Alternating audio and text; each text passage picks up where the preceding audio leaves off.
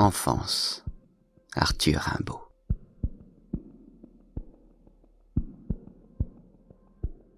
Cette idole, yeux noirs et crins jaunes, sans parents ni cour, plus noble que la fable mexicaine et flamande.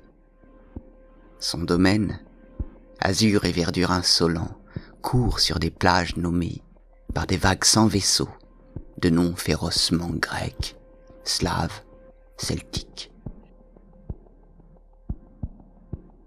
À la lisière de la forêt, les fleurs de rêve teintent, éclatent, éclairent, la fille à lèvres d'orange, les genoux croisés dans le clair déluge qui sourd des prés, nudité combre, traverse et habille les arcs-en-ciel, la flore, la mer.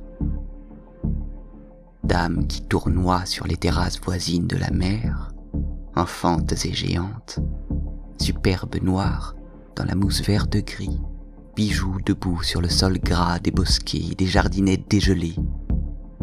Jeune mère et grande sœur aux regards pleins de pèlerinage, sultane, princesse de démarche et de costumes tyranniques, petites étrangères et personnes doucement malheureuses.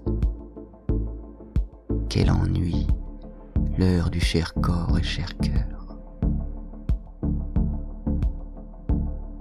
C'est elle, la petite morte, derrière les rosiers. La jeune maman trépassée descend le perron. La calèche du cousin crie sur le sable. Le petit frère, il est aux Indes, là, devant le couchant, sur le pré d'œillets. Les vieux qu'on a enterrés tout droit dans le rempart aux giroflées. Les seins des feuilles d'or entourent la maison du général. Ils sont dans le midi. On suit la route rouge pour arriver à l'auberge vide. Le château est à vendre. Les persiennes sont détachées. Le curé aura emporté la clé de l'église. Autour du parc, les loges des gardes sont inhabitées. Les palissades sont si hautes qu'on ne voit que les cimes bruissantes. D'ailleurs, il n'y a rien à voir là-dedans. Les prés remontent au hameau sans coque, sans enclume, l'écluse élevée. Oh, les calvaires et les moulins du désert, les îles et les mules. Des fleurs magiques bourdonnaient, les talus le berçaient, des bêtes d'une élégance fabuleuse circulaient. Les nuées s'amassaient sur la haute mer, faite d'une éternité de chaudes larmes.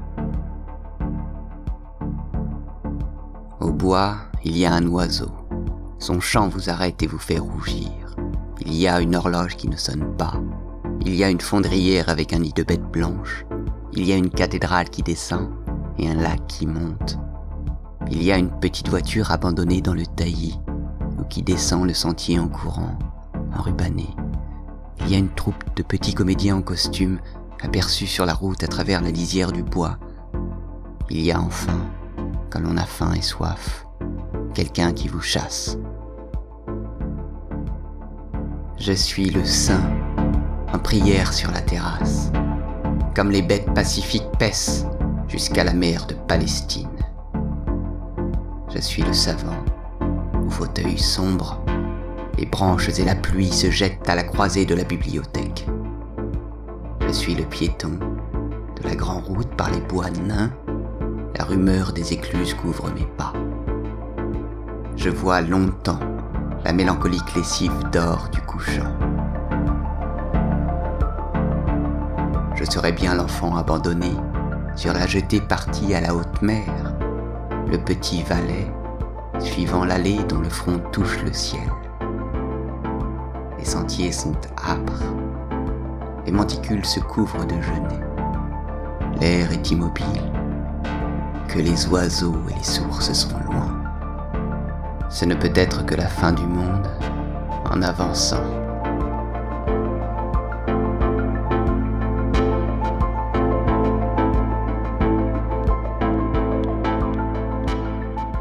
Qu'on me loue enfin ce tombeau, blanchi à la chaux, avec les lignes du ciment en relief, très loin sous terre.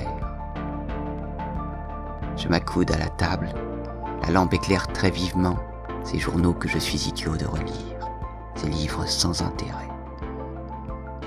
À une distance énorme au-dessus de mon salon souterrain, les maisons s'implantent, les brumes s'assemblent. La boue est rouge ou noire. Ville monstrueuse, nuit sans fin. Moins haut sont des égouts. Aux côtés, rien que l'épaisseur du globe. Peut-être les gouffres d'azur, des puits de feu. C'est peut-être sur ces plans que se rencontrent lunes et comètes, mers et fables.